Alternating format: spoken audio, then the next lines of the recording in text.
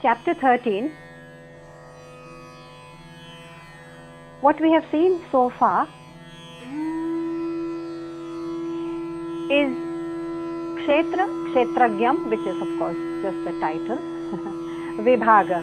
How can we live in such a way that constantly in the mind there is a clear distinction between Kshetra, the field of matter, and Kshetragyam, the witness, the experiencer, or the field of spirit.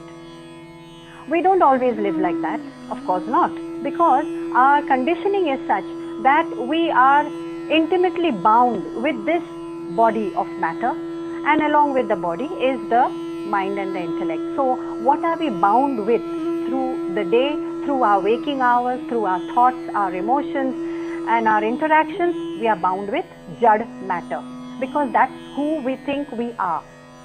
And therefore the field of matter, that is Kshetra, these are only two technical names used in this particular chapter, Kshetra, Kshetragyam, Vibhaga, Yoga.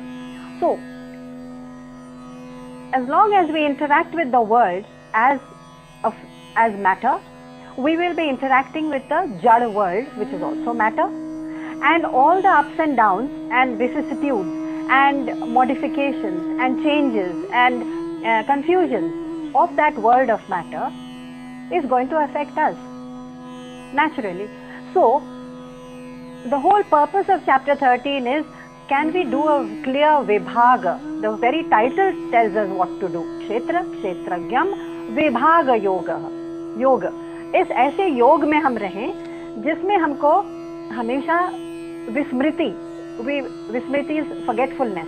We should not live in forgetfulness that we are not this matter, this field of matter. So Bhagwan has given a list of ways and methods and means in which he says, in order to get to that subtlety, you know, it's a subtle way of living, to not see the matter in which we are steeped, to be able to live as Kshetragyam, that is spirit or Atma or consciousness, which we cannot see. तो हम ऐसे कैसे रहें जिसे हम देख ही नहीं सकते, और इस तरह से हम how can I give up that which is always visible to me, which is always my experience? Matter is always visible and my experience.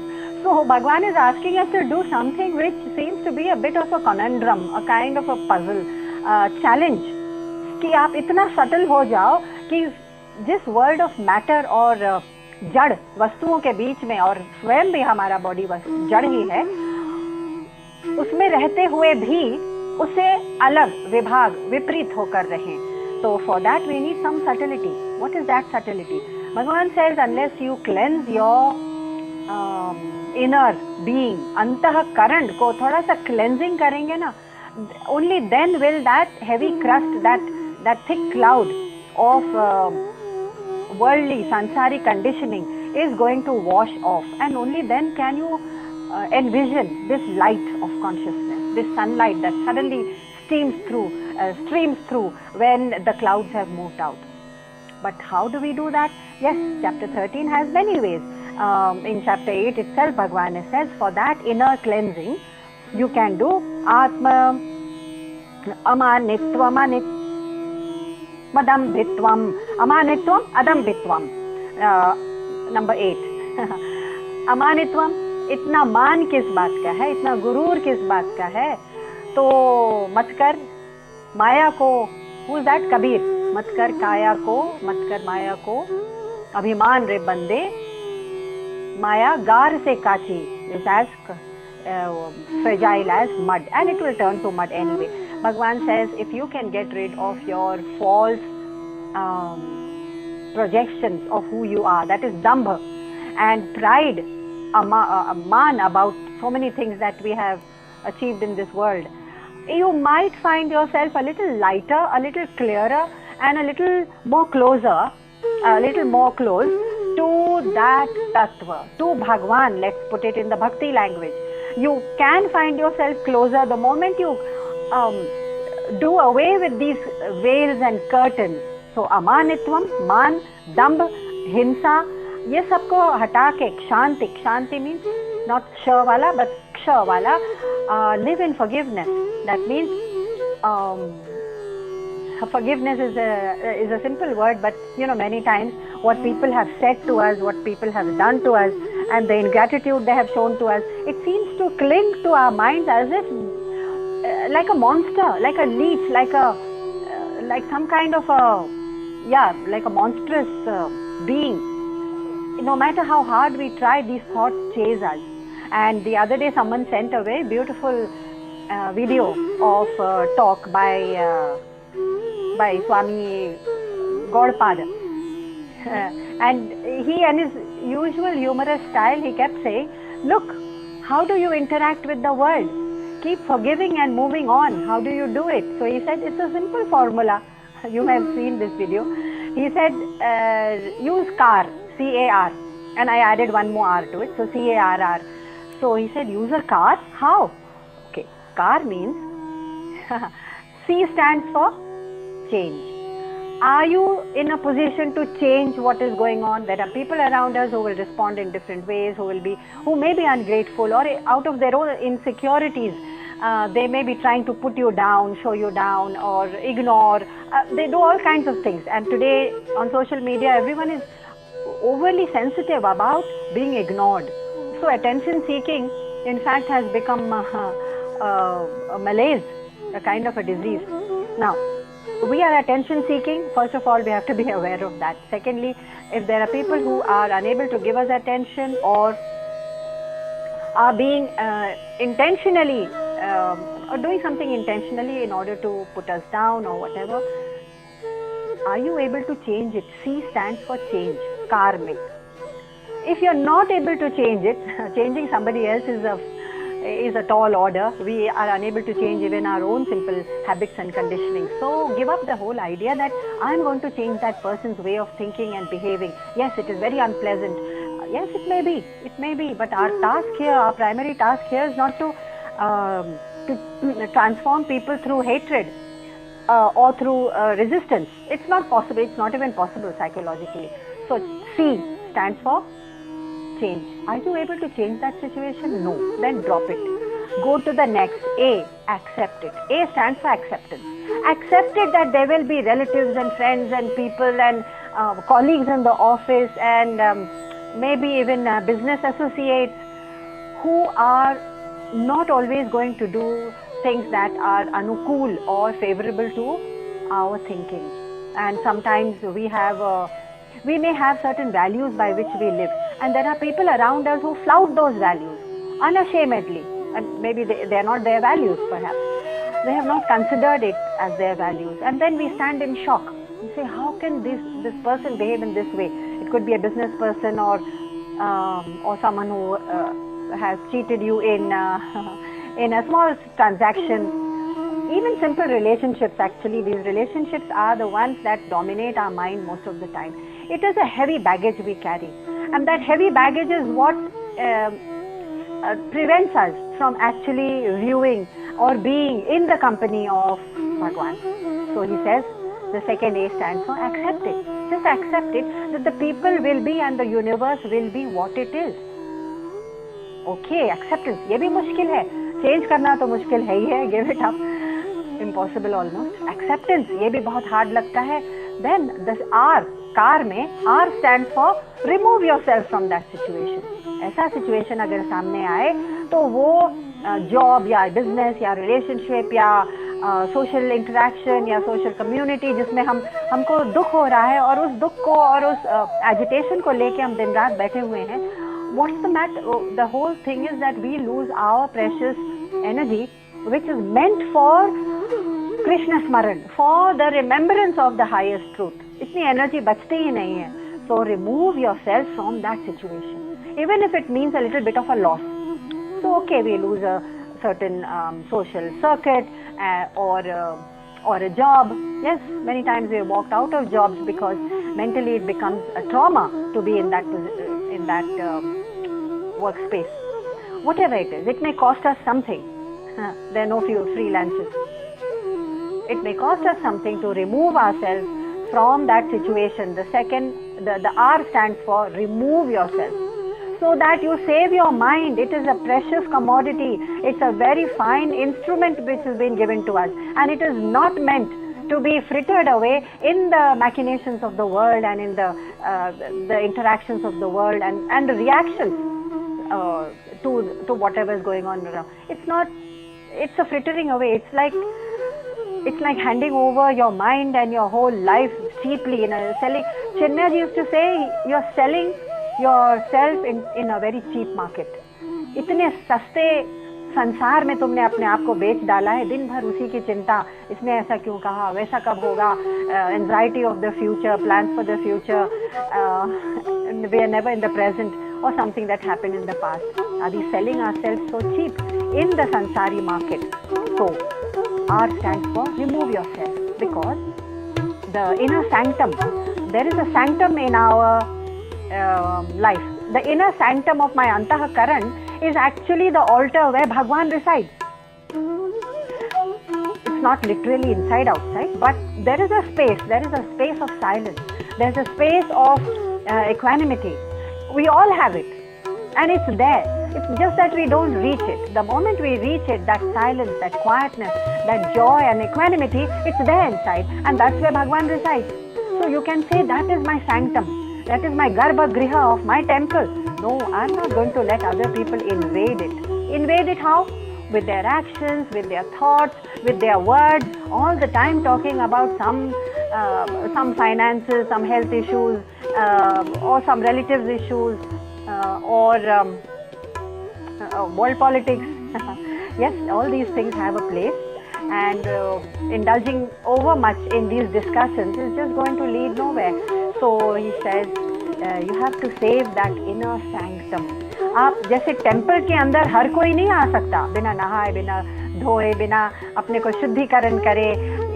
The inner sanctum of a temple is a sanctum. We have such a sanctum within us, but we let the noisy world invade it at will. मतलब उनकी मर्जी, invade करो.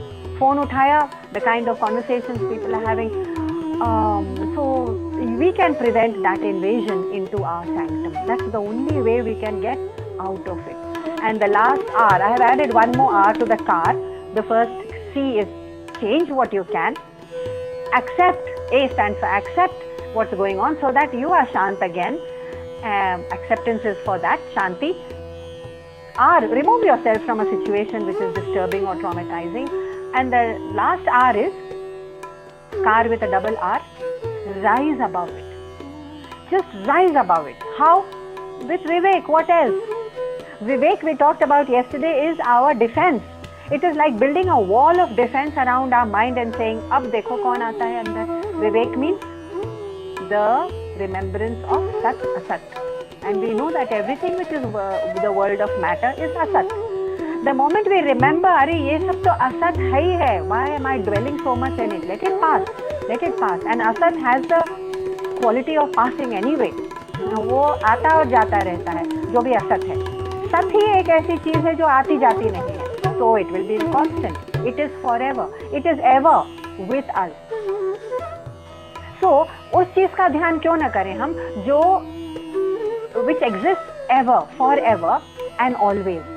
उस चीज पर हमारा ध्यान क्यों हमेशा रहता है, जो आनी जानी चीजें हैं, टेम्परेरी हैं, क्षीण होती रहती हैं, that is disintegrate होती रहती है, उसी पर ध्यान जाता है. And anyway that will pass. So this seems to be a tremendous colossal waste of one human existence. So इसमें भगवान ने कहा है शांति, forgive. और इसका शांति का फॉर्मूला CARR, जो गौड़पाद जी ने बोला था, that was really something that struck with me. And I said, okay, so this is a practical way. We can either remove ourselves from it or just rise above it and say, okay, this is all asat. And the next, in verse 8, Bhagwan had said, Arjavam, just be straightforward. Don't pretend to be what you are not. Dambh is pretense. Arjavam, just let your mind, body and thought, hamari vani, my speech, thought and action have to be in one line. ये नहीं कि सोच कुछ और रहे, कहे कुछ और रहे. That is a disintegrated personality. Arjavam, be integrated. And Acharyopasanam, those who are your teachers, make sure that their needs are met. Why was this said? Because in the days of yore, it was needed in the ashram to take care of the ashram, where you live, where you learn, where you grow, and spiritually where you are strengthened. That is the place you are meant to look after. So look after the ashram and the needs of Acharya, Acharyopasanam. I had pointed out, Bhagwan has not used the word guru here. He has used the word Acharya, and there is a difference. Acharya is any teacher. Guru is the one who is the only one who can lead you to moksha, because he is a realized person. A guru is a realized person. Acharya is a learned person. So it is said here by Krishna that Arjun, I know you revere your teachers, but remember you can do your manishuddhi with Acharyopasanam in verse number 8. And stharyam atma vinigraha. Stharyam, be steady in your goal. हमारा गोल जो गड़बड़ हो जाता है ना, all संसारी goals, then भगवान से उस स्थैर्यम से क्या फ़ायदा, उसमें स्थैर्यम रखने से क्या फ़ायदा कि हाँ मुझे प्रमोशन मिल जाए, ये मिल जाए, वो मिल जाए, उसमें स्थैर्य होता है लेकिन कोई फ़ायदा नहीं है, because it's going to all end in dust. He says be स्थैर्य in that highest goal, or hold that goal tightly. स्थैर्यम, उस गोल को पकड़े रहिए. What is my goal actually? अरे my goal is moksha. I have to be liberated from this mindless journey of पुनरपि जननम पुनरपि मरणम. जन्म मृत्यु का बंधन तोड़ने का एक ही केवल मोक्ष का ही ध्येय है for the human being. No other creature can even envision it, leave alone attempt it. We are the only creatures who can do it and we don't do it. तो फिर कौन करेगा? So स्थैर्यम, be steady in that one goal. बाकी चीजें आती जाती रहेंगी. Yes, everything will demand our attention, but that is not our primary identity. Everything else has to be done, all the duties, but that's not the primary goal. Atma vinigraha, and without Atma vinigraha, self-control. Without self-control, you cannot achieve any of these things. So Bhagwan has given us a clear path. Some people think that इतना कर लेंगे अगर हम तो I become a spiritual person. अरे नहीं, ये रास्ता है, ये केवल रास्ता है, मंजिल अभी दूर है. We have to clear the path. And then in verse number 9, Bhagwan says, I'll show you some more ways in which you can come closer to me, closer to Krishna. How? इंद्रियार्थेषु वैराग्यम. Number 9, अपने इंद्रियों का जो इधर उधर भागने की जो प्रवृत्ति है ना, उसको इंद्रियों से ही वैराग ले लो. वैराग यानी डिस्टेंस एंड डिस्पैशन. थोड़ी दूरी रखो अपने इंद्रियों से, बिकॉज द इंद्रिया they have the capacity to, not only capacity, but their very nature is to go out into the world and grab all the things of their taste and sound and sight and touch. तो इंद्रियों का तो काम ही वही है ना. But if we allow ourselves to be led away like wild horses, 5 wild horses of the chariot, which is the 5 wild senses, and if they are untrained horses, then that's it. Our chariot is going to get nowhere, leave alone a spiritual place. So therefore, yes, you have a chariot, you have your manabuddhi, you also have 5 horses. Unless they are controlled, within your control, the goal of human existence is not going to be met. Yes, you will exist. We all exist. We eat, sleep, entertain ourselves, and look for pleasures, resist the unpleasant circumstances, rag or dvesh, and chinta, and also joys, of course. तो सुख दुख and राग द्वेष, इसके dualities के बीच में हमारी जिंदगी पूरी actually गुजर जाती है. तो भगवान से अनहंकार एवच. अहंकार को इन्होंने अमानित्वम, अनहंकार, कितनी बार उन्होंने अहंकार के बारे में बोला है. that this ego thing is what is stopping you from reaching me, Krishna.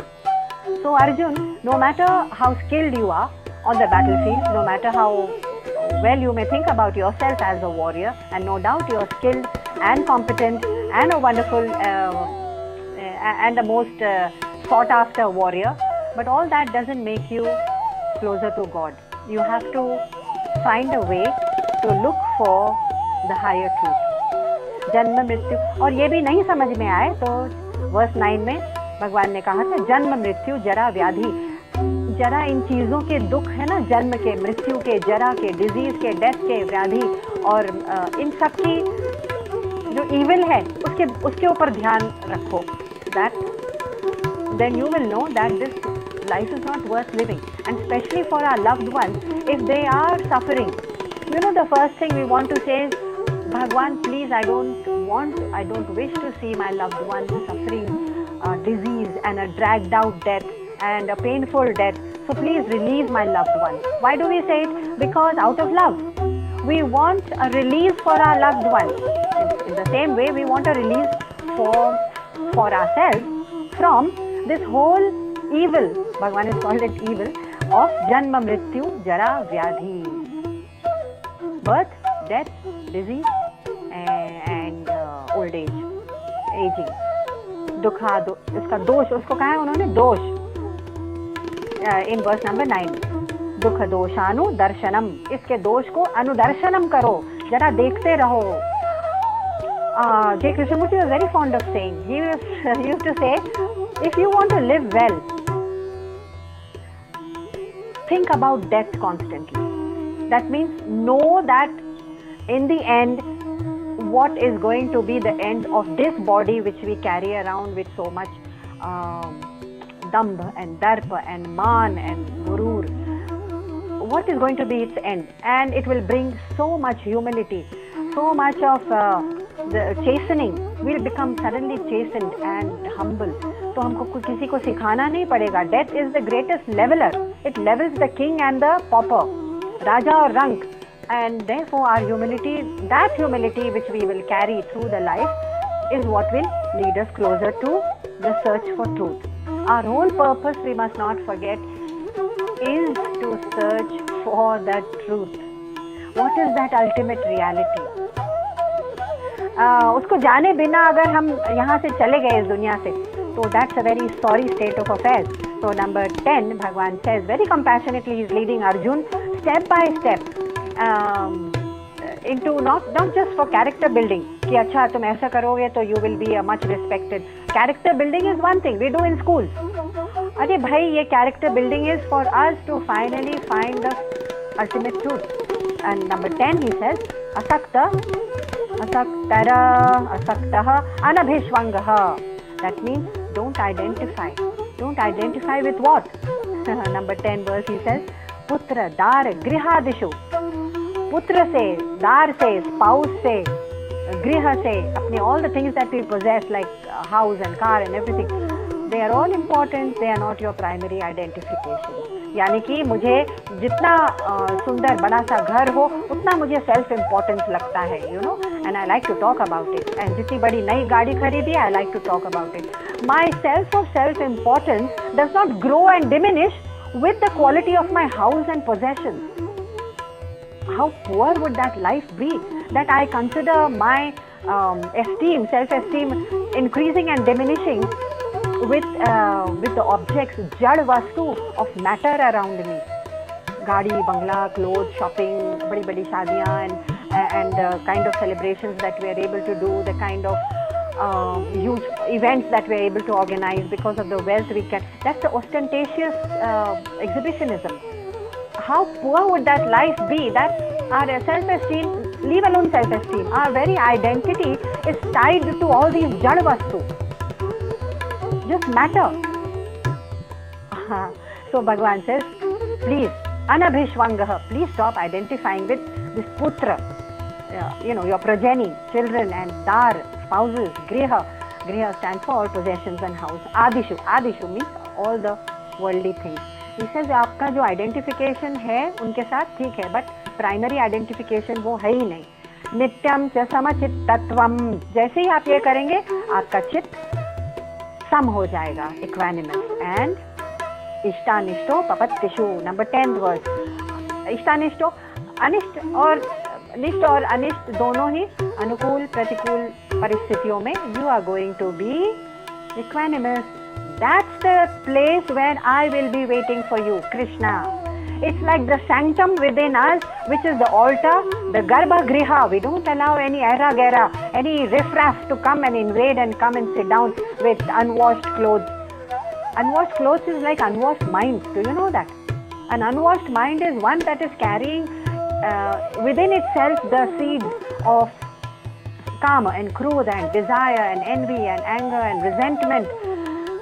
So an unwashed mind is something you wouldn't allow into the sanctum of your antakaran, because that's where God resides. That's my God. ये chapter 13 जो है ये भक्ति का प्रसंग है. That's why we are going to use more and more bhakti references. Yes, my God resides there. Consciousness. And why would I let anyone invade it? That's how we have to protect it. That's how jealously we have to protect it. Just the way we don't let a scratch appear on the car that we are driving. Why? Because it's a Mercedes-Benz.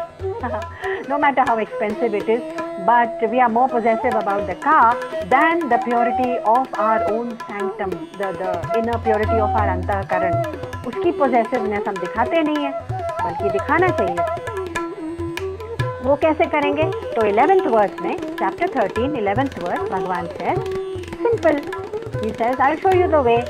मयि चानन्य योगेन. आप एक काम करो, have an unswerving devotion for me. Me. See, this is a prasanga of bhakti, right? So there will be a lot of bhakti references. So let's now just enjoy the beauty and the music of bhakti language. We have done enough of jnana about consciousness and about bhakti. Bhagwan says, just devote yourself to me and then see the dance. And that's how the gopis, when they dance the Ras Leela, every gopi in the circle of the Ras Leela has got a Krishna facing her. That is a symbol of every thought. Every thought that we have, why should we drop Krishna from our thought? All the thoughts that we are holding in our daily transactions with the world, still keep Krishna in mind. That's the Ras Leela that will happen. Krishna will remain with us. The moment we forget Krishna or the truth, there is disturbance. Disturbance of extreme sukha, exhilaration, extreme dukha, or raga, or dvesha. All these are disturbances. And then the gopi falls into viyog. Viyog is falling into despair. Oh, where's Krishna? You've seen all this beautiful literature about gopis and the beautiful music which is created around the viyog or the despair of gopis. This is the symbolism behind it. The moment our thought drops Krishna, our mind is like a gopi without Krishna, in viyog and lost in this world. इस संसार की चीजों में फिर खो जाता है मन. So let our every thought in our gopi mind, in our gopi mind, let every thought hold that Krishna. And the Ras Leela is the symbol of that. Don't drop Krishna from the mind. And so that's why Bhagavan says, मयि चानन्य योगेन. ऐसा योग करो कि किसी और चीज के बिना मयि, मेरे बारे में क्या करो? भक्ति रव्यभिचारिणी. This is a very bhav pradhan. That means laden with bhakti emotion. Hold the yoga of non-separation, abhicharini, unswerving connection with Krishna. How do we develop loyalty and let's say loyalty and love and affection for, let's say, the company we work for? Because we work day and night for that company or that family or that country or the community, whatever. You can replace it with anything. That love or that affection comes, that loyalty, with constant unswerving love. I don't start doubting my company. I don't start doubting the honesty of the company. And therefore, if I give 35 years to that company, that's the unswerving loyalty that I develop. If I can develop loyalty and love and affection, an unswerving thought of the welfare or the benefit of my family, community, whatever it is that we are attached to, then why not Bhagwan? Answer is simple, because we can't see Bhagwan. And everything else that we can see, we run to hug it, to embrace it and say, ye mera hai, wo mera hai, wo mera. But we are embracing Maya, we are embracing all that which is deteriorating, which is actually dying, which is meant for destruction. Jada Vastu. So Bhagwan says, no, whether you can see me or not, I am there with you. Of course, your very experience of who you are is because of me. We can't be experiencing anything without that consciousness. So I am there as evidence. like a child who is assured, mommy is there, somewhere in the house she is there. She may not be in my room. So he is comfortable, he is quiet. Because he can't see mummy in that room next to him, but he knows mummy is in the house. So the evidence is there. Without consciousness, we cannot even be functioning. Bhagwan is there constantly. Once we believe that, how can we then be swerved from our path? So then he says, the second line is even more interesting. He says, Vivikta Desha Sevitam. If you don't want to get attached to me, if you want to get attached to me but you can't see me and you can't have unswerving love for me because of my invisibility, find solitude. Vivikta Desha Sevitam. Find solitude, solitary places. Now, अब फिर ऐसा लगने लगता है, एक novice साधक जो होता है ना, नॉविस जो पहली बार पढ़ रहा होता है स्क्रिप्चर्स, वो कहता है अरे ये मेरे लिए नहीं है. I know what Gita says. It says कि तुम गठरी बांधो और एकांत में चले जाओ, and this is all for वैरागी पीपल, सन्यासी, and I have too much to do in this world. I have so much to do. Do you know what responsibilities I carry in this world? And then वो अपने बोझ को उठाए हुए, and he neglects this sentence. But we will analyze what Bhagwan means by find solitary places. It doesn't mean physically. And he says, Arati, again another interesting advice to Arjun is, Arater jana samsadi. Avoid the company of people. Which is almost like find solitary places. But then why did Bhagwan have to say ki avoid the company of people? There is a reason for it. So, all these traits, how are we going to attain? Mai chananya yogena. Yog. First of all, the word yog means what? It has, of course, many meanings. In this case, it means yog is the English yoke. Y-O-K-E, yoke. योग कर लो, यानी कि बांध लो. किस चीज से? योग. जोड़ लो. किस चीज से? भगवान से अपने को जोड़ लो, अध्यात्म से जोड़ लो. Gita is saying. In fact, every chapter of Gita is a yoga. So you have sannyasa yoga and sankhya yoga and karma yoga and bhakti yoga. These are, every chapter ends with the word yoke. Yoga, I mean. Yoke is to tie yourself to Bhagwan. Joining, yoking. Join with what? With Paramatma. If it is in the bhakti language. If it is a Gyan language, then yoke yourself with Satya or the self. The self with a capital S. Myself is the Atma self. And what is that consciousness? अगर हम ज्ञान की भाषा में बोलेंगे तो yoke yourself to the highest truth. भक्ति की भाषा, yoke yourself to Paramatma. But yoke yourself. Bhagavan is saying, Mai chananya yogena. This is the only method, Arjun. You have to yoke yourself to me, and you cannot do that without unyoking. Yani untying yourself with something else. And therefore he has already said that you are tied to the moha, to the sansar, to ahankar, and to dambha and darpa. Yes, so that is all ego related and desire related. As you know, you untie yourself first, vairagyam, and you tie yourself to me. How sweetly he is telling Arjun. Actually, gopis wouldn't even need this kind of an explanation. They are so much in love with Krishna. And this is also very symbolic. If you believe in something, you don't need logic and argument and discussions over it. You say, yes, I fall at your feet. I believe in this and I am yours. That's why I had said once that bhakti requires much more emptiness of the ego. Much more of emptiness of the flute which plays the music. The flute is an empty reed, isn't it? That kind of bhakti. So, avyabhicharini, steady the mind unswervingly on me. That's what he says. And as I said, why on me? Because as Chinmayaji said, we have watched our minds. We have sold ourselves cheaply in the sansari market. जब देखो तब दिमाग हमारा संसार की market में घूम रहा होता है. We have sold it cheaply. Keep the mind where? फिर कहाँ रखे दिमाग को?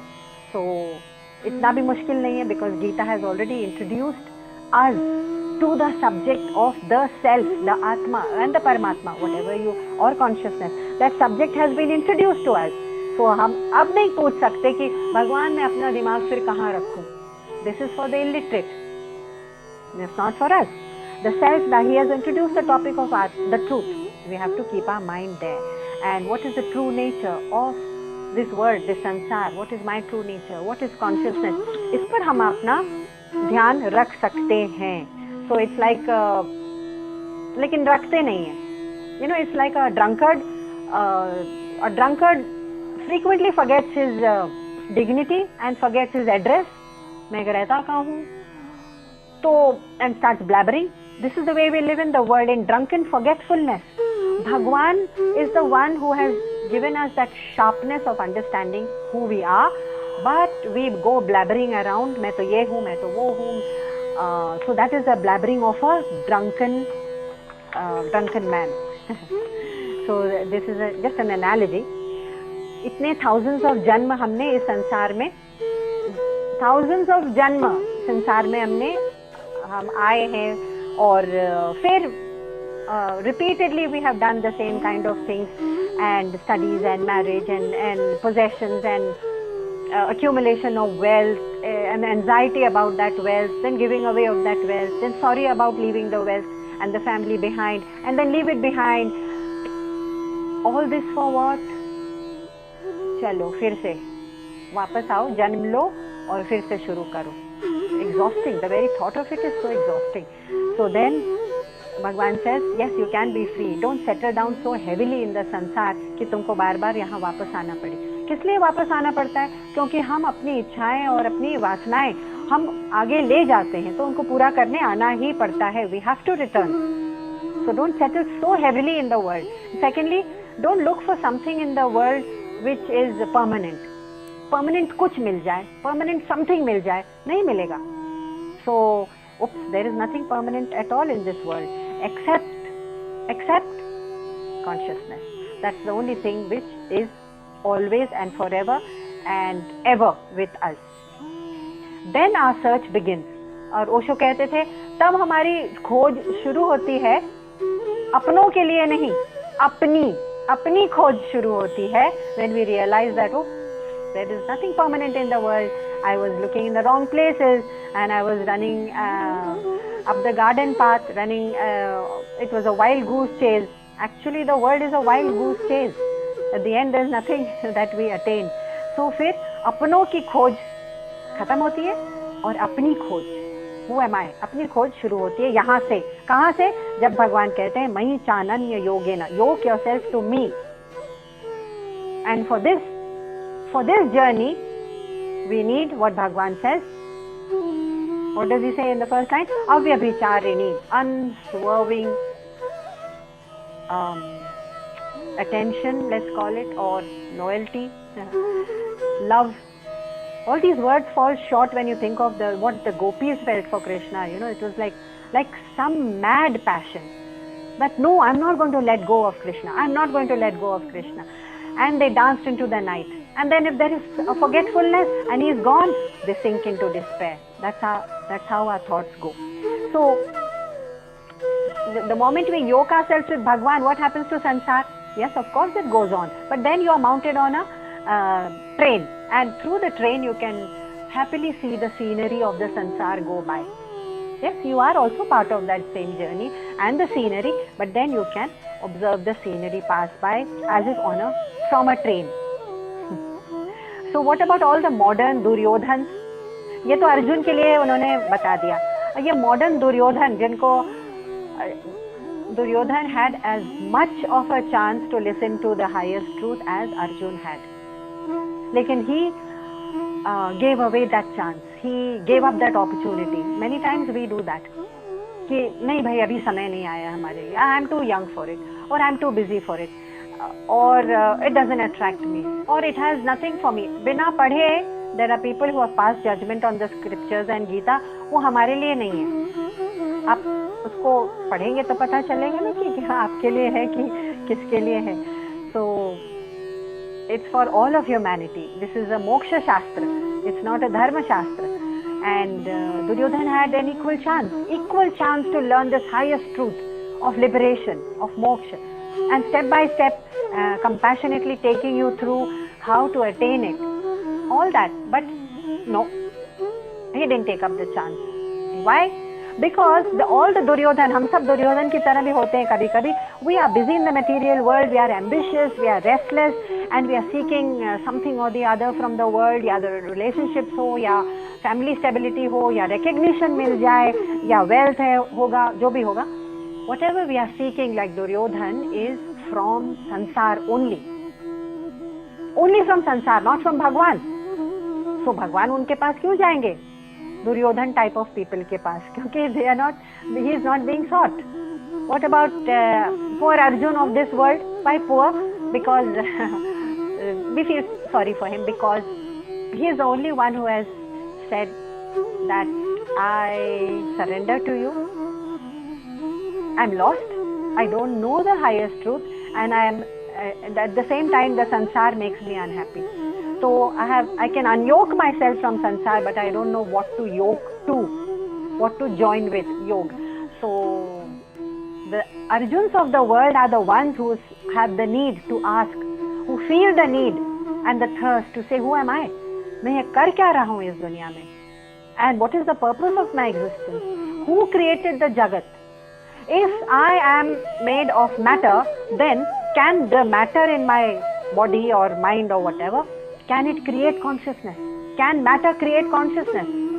It's a very subtle question, and I heard some scientists asking this question the other day on a video, and I felt very sorry for them, because अब वो Indian scriptures पढ़ लिए होते हैं ना, 6,000-year-old scriptures, they wouldn't be asking. These are Western empirical scientists.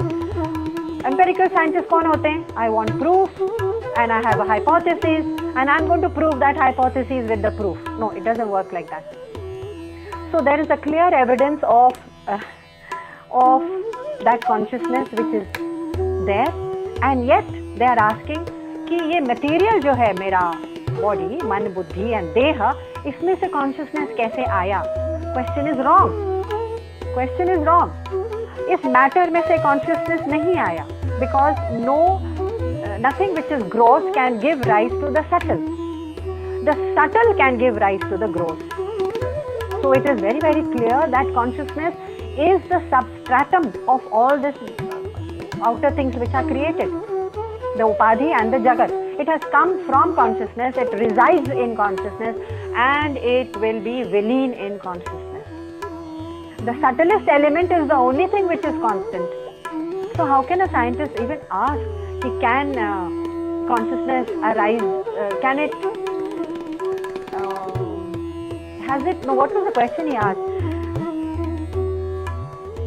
Has it arisen from the mind? So if the question is wrong, the answer will naturally be confused. J. Krishnamurti used to say very often that if you ask the right question, you will get the right answer, you will find the right path. So if I am asking who am I, किसी के मन में तो ये question आया ही नहीं है, तो फिर वो path, they cannot ever take that path. But if you ask the right question, am I consciousness, for example, you may find the answer some way or the other, because the answer is embedded in the right question. So he always said, ask the right question. So jocularly people used to say that whenever lots of delegates went for a philosophical retreat, we used to have a philosophical retreat every year or twice a year at the Krishnamurti Foundation, and there would be so many seekers, let's say, or thinkers who would come from all over the world, and it would be a residential camp of a lot of questioning and discussions and a heavy philosophy. And at the end, we forgot that Krishnamurti used to say, ask the right question. As soon as the group had broken up for lunchtime, what was the first question people asked? They asked, what is served for lunch today? So, this may seem, of course, we used to laugh about it. See, it seems frivolous, but see carefully, these are the questions we ask about ourselves in this sansar. In this sansar, the questions we ask about ourselves is, मेरा loan कब पटेगा? मेरी ये गाड़ी कब बदलेगी? When will my son get a promotion? When will my daughter get married? When will I get over my disease or ailment? All the questions that we ask are like this. What is for lunch? because lunch is to do with the world of matter, and all our questions are to do with the world of matter. If we are not asking a question which deals with anything higher or anything different from the world of matter, how will the answer arise? Where will we look for the answer? We'll never find the right source. And our Swamis also believe that whenever there is a question in our mind, the source reveals itself. आपने देखा होगा, कभी हमको लगा होगा कि मुझे तो पता करना है कि वेदांत में क्या है, and suddenly I find some WhatsApp group and somebody has announced a new camp somewhere and the courses are going on. It just appears, the source appears, but the question has to arise first.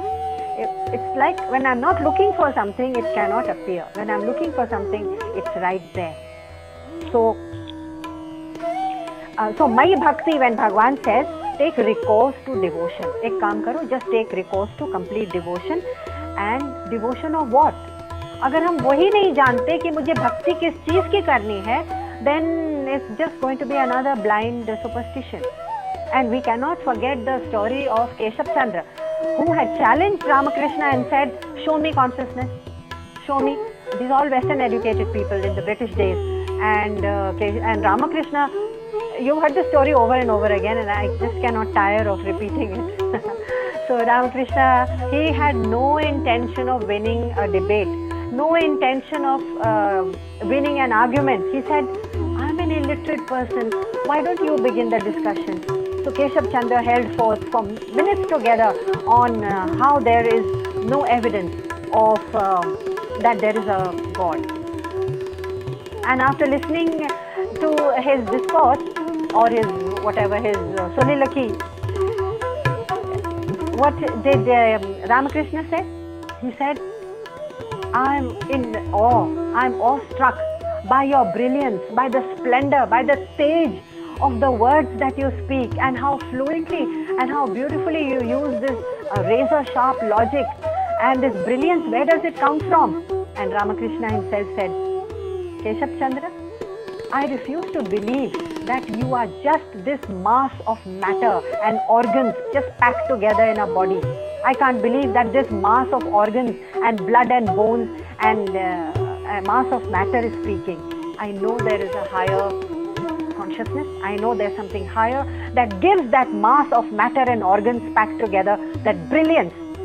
And I'm in tears looking at the brilliance because I can see God in you. I can see that Tej has to be the Tej of consciousness, of brilliance. Otherwise, how can these organs packed in a body have this kind of splendor? So what was the reaction of Keshav Chandra? He realized that Ramakrishna is telling him, this is the evidence.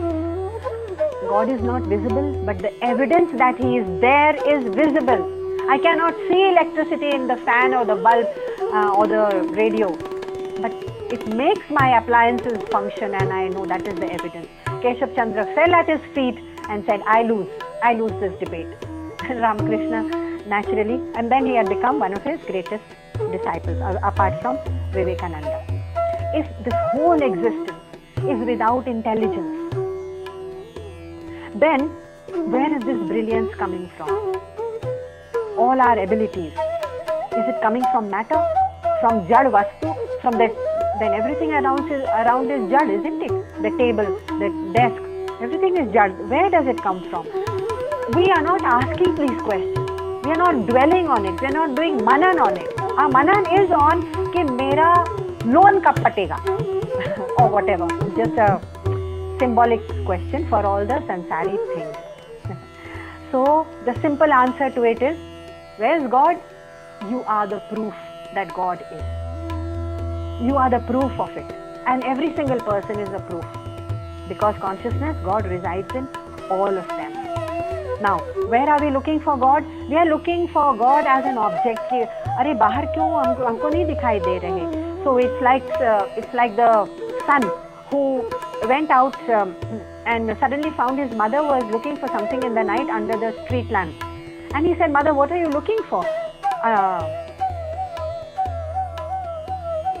Under the street lamp. And she said, son, I have lost my hairpin. So the son said, okay, let me look for it also. And the second son also came. And the third son said, hey, wait a minute, we are looking for it, but mother, can you tell me where you lost it? She said, oh dad, oh the pin I lost in the house. Then why are you looking out there in the street? Oh, because there is a street lamp there. यहाँ light थी ना, इसलिए हम वहाँ ढूंढ रहे हैं. It's the same way in which we look for God in temples, in masjid, in gurudwaras, in holy places. Not to diminish the value of holy places, because there is distinctly a vibration in all these places, brought about by the vibration of the consciousness of millions of pilgrims and devotees. And yet this story tells us that we are looking outside, and where did she lose her pin? Inside. We have lost our remembrance of who we are. हमारे मन में, हमारे अंतःकरण में, वहाँ ढूंढेंगे ना घर के अंदर तो मिलेगा, क्योंकि वहीं पर है. लेकिन हम ढूंढ रहे हैं बाहर. क्यों? क्योंकि बाहर की चकाचौंध में शायद कहीं दिख जाए, किसी गुरु के पास मिल जाए, कोई किसी संत, किसी महात्मा, किसी के पास मिल जाए. वो सब तो दिख रहे हैं बाहर. So that story is that I look under the lamplight for a pin I have lost in the house, inside myself.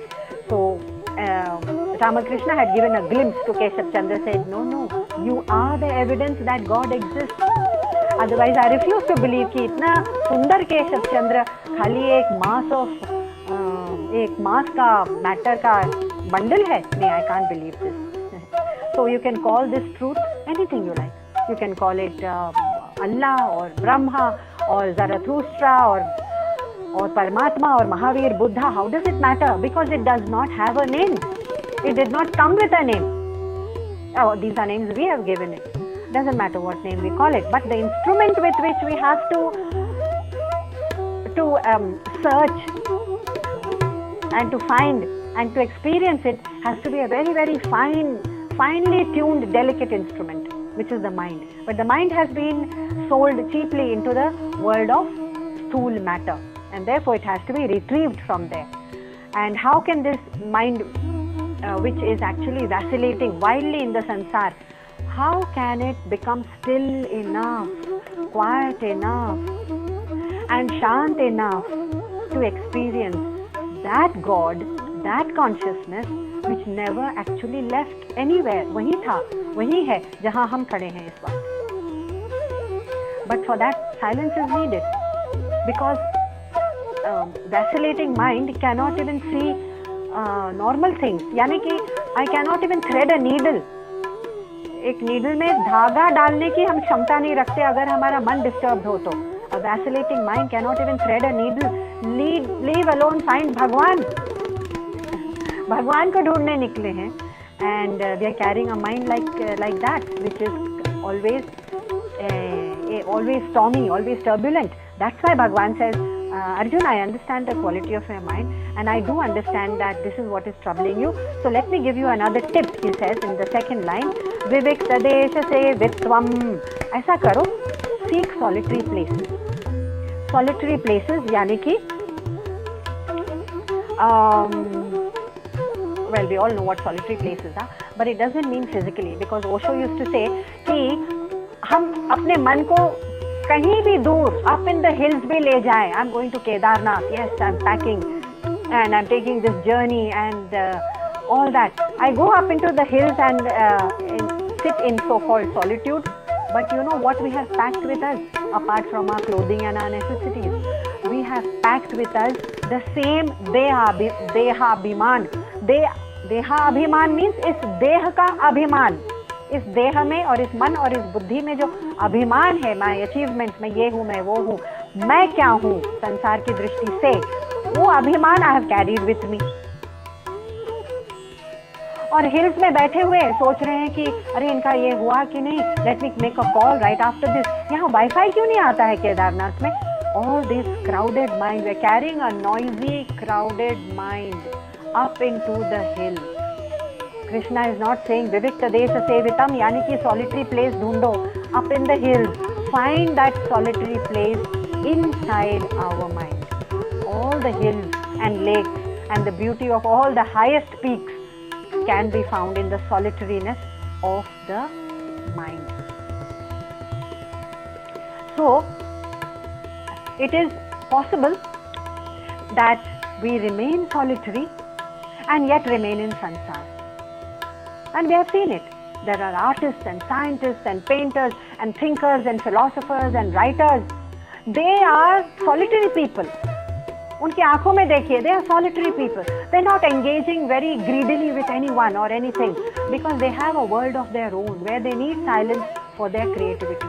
वो creativity कहाँ से आती है उनके पास? That is because they have established a special, subtle connection with the highest. That is why creativity और होती क्या है? It is like saying ये idea आपके पास कैसे आई? तो new idea है. It came from the blue. ऐसे कहते हैं ना आर्टिस्ट लोग. I don't know. I just got this idea from the blue. The one who Tesla जिसने बनाया टेस्ला, ये आइडिया उनसे पूछा गया था कि आपको ये आइडिया कैसे आई कि गाड़ी बिना ड्राइवर के चल सकती है? He said one day I was just sitting in silence and the idea just dropped in my head. It is that connection with the highest where all the creativity, all the knowledge, all the discoveries are already there. ऋषि लोगों के पास इतना science का ज्ञान कैसे था? इतना आप अगर वेद पढ़ेंगे तो उसमें हर एक physics, chemistry, biology, science, medicine, सब चीजें they have uncovered it and they have translated it. They are astounded. Mathematics, how? Even without laboratories and instruments, it is this principle, the principle of first of all closing the noisy mind of sansar and retreating into the silence, connecting that yoga. Connecting means making the yoga of with the self, with the higher self, Paramatma. Letting that silence and that expanse in which all the knowledge exists already. And some knowledge then, because we are evoking the knowledge of, suppose I am an artist, I am evoking the knowledge of some new way of dancing. Suppose that particular knowledge I am invoking, not evoking, invoking, that's why that drops into my head. So it will be the same with Newton and all the other scientists who are just thinking on something for a long time, retreat into silence and the idea drops. Bhagwan says, yes, in solitude, what is it that they have dropped in solitariness? Now we are talking of the solitude of the mind, not of the body. We can still interact in the world. That my man and my buddhi, which is so noisy, I have silenced that. Just like the artists and the scientists and philosophers, they do that. And therefore, the man and buddhi is, the ahankar is riding on top of man buddhi. So ahankar को ride करने के लिए जगह ही नहीं मिलती. No medium, no vehicle. तो फिर अहंकार भी ड्रॉप हो जाता है अपने आप.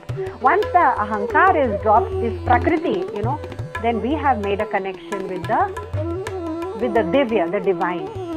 And therefore they say that artists and scientists and painters and musicians, they are closer to God. That's true only in this sense. And the rishis, they go into this meditation, taking a question about some part of science, invoking the knowledge of that science, and the answer would drop. And they would say this, that's why the answer is called revealed knowledge, not empirically experimented and proved in a laboratory.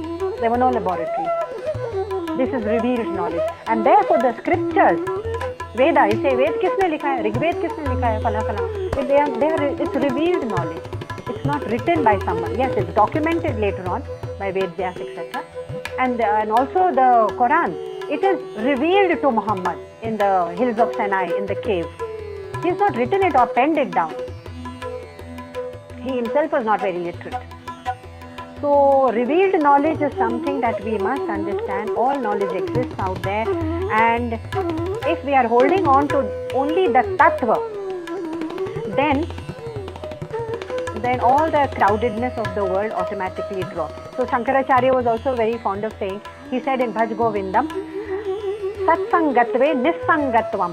ऐसा संग करो, ऐसे लोगों का संग करो जो अपने आप निसंगता की ओर ले जाए तुमको. That means they teach you how to be dispassionate and vairagi. Keep the company of satsangatve. ऐसी संगति रखो. निसंगत्वे निर्मोहत्वम. ऐसा, and then once we become dispassionate, we lose our moha of the world. Nirmohatvam nishchalat tattvam. Once we are free of the delusion that this world is real, this power, possession, whatever I'm attached to is real, I lose that delusion and I can attain the Nishchalat Tattvam, that highest essence. So Shankaracharya also said that to attain the highest, you have to do away with the company of people who invade your mind with a lot of worldly things, sansari things, about indulgences, about fragrances, about all the indriya, about how iska bhog kar lo, uska bhog kar lo. Their mind is all the time on these indulgences. Don't let their conversation invade the silence of the mind. Therefore, Bhagavan has said in the last phrase of verse 11, Aratir Jana Samsadi. Have a distaste. He has used a strong word. I have been avoiding strong words. Arati, have a distaste for the society of men. It doesn't mean all men, because if you keep a society of swamis and satsangis who are looking for the same truth, and for the company of rishis, munis, sadhak, sant, mahatma, you will see the silence you feel in their company. So he is not saying avoid the company of all men, but he did say yes, avoid the company of, they have a distaste for the company of men. How? In your silence, what do you do in that silence? You can ask yourself those questions which are important. First of all, find out what is it that disturbs me in this world. Why am I letting it disturb me? What am I desiring in this world? How am I attached to things in this world? What are the things? What are my attachments? And then, of course, you can ask for the highest things. Aratihi jana samsadihi. Mullah Nasruddin had once asked his wife, and you heard this the other day. He said to his wife, listen, wife, why don't you take a few days off and go into solitude? And she said, solitude? Oh my God, I'm going to be bored to death. So Mullah Nasruddin said, if you're bored of your own company, can you imagine the fate of those around you? So when you have your own company, you can ask the deepest questions.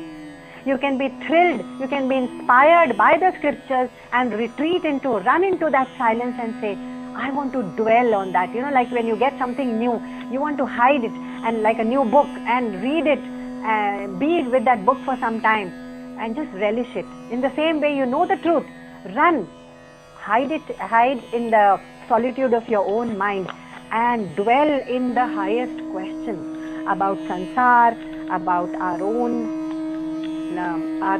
swarupa. Swarupa means our true self. These are the questions worth dwelling on, and they can be done in solitude. Whether you are at a party or up on the hill, it's not physically that Bhagavan is talking about solitude. So we will take up this thrilling chapter next time when Bhagavan says Adhyatma Jnana Nittatvam. The real Jnana, the real core of the Gyan starts from the next verse number 12, when Bhagavan says, wait, I am going to give you that highest Gyan, and all other knowledge which you have, Arjun, about philosophy and physics and archery and politics and statesmanship and leadership. Sure, it's all good for the sansar, but sorry, Bhagavan says, etad jnanam miti proktam agyanam yadatonyathaha. In number 12th verse, he is going to say, sorry, all that is agyan. Big blow to all of us when Bhagavan says, whatever you have learnt is agyan. So let's see what he means in the next verse, number 12, next time. Om Purnamada Purnamidam Purnat Purnamudachyate Purnasya Purnamadaya Purnameva Vashishyate. Om Shanti Shanti Shanti. Hari Om Shri Gurubhyo Namaha. Hari Om Shri Krishnarpanamastu.